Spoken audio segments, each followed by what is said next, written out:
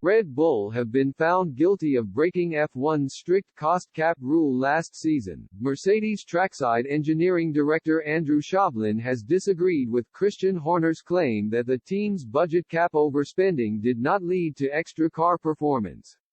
Shovlin claims money buys performance and suggested Red Bull could have used the money to fund a major update kit, in a blow to Lewis Hamilton.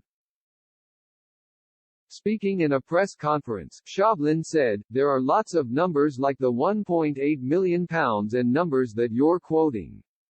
From an engineer's point of view, day in day out where we're making decisions of what we don't do, that are of the orders of £1 to £3,000, that's a normal part of our jobs, and we're having to weigh up what we spend versus what performance it's going to give us and, we simply don't have enough money.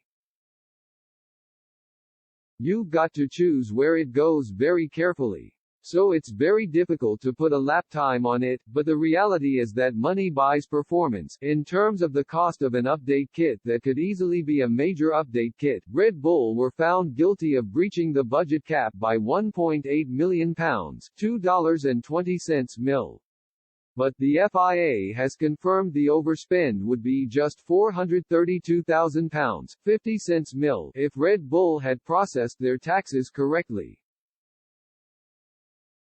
Their penalty for breaking the rules was a 10% reduction in wind tunnel and CFD development next season.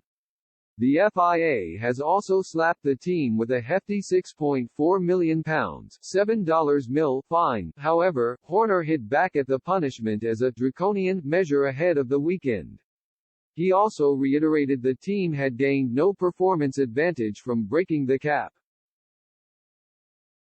The FIA found the team had breached the cap in 13 areas including catering and apprenticeship fees. Horner explained, "Not one penny was spent on the performance of the car and I'm astounded that there were no other teams that have found themselves in this position, but good for them that 8 of them were fully compliant. I think as I say there's lessons to learn. Did we see any on-track performance? No, we didn't. Are there things that we could do better from an accounting perspective? Of course, there are lessons that have been learned. But not just on our side, I think on all sides.